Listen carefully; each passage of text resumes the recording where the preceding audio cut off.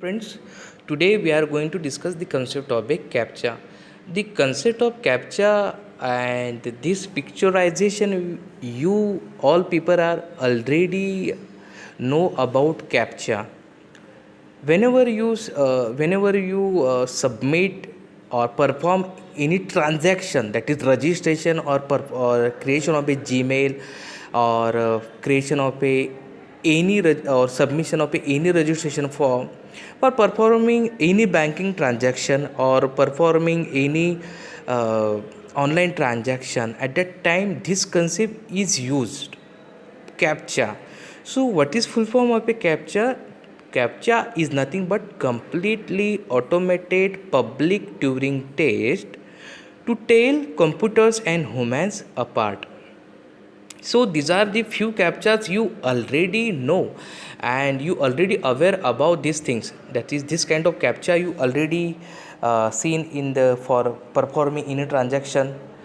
This kind of transaction. I think this transactions or this page is useful, or this image or CAPTCHA you might be seen whenever you performing the transaction, or what we can say that performing online operation on the Facebook or any online transaction.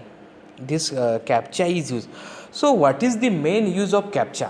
So it tells, which was developed by Alan Turing in almost 1970 to tell computers on humans are apart.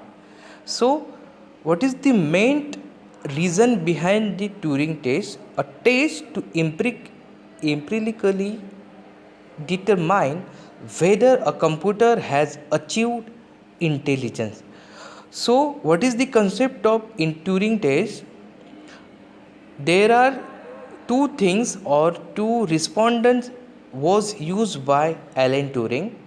Respondent A was the human, respondent 2 was a machine, and in another room there is an interrogator or supervisor. Was what is the main responsibility of interrogator and supervisor?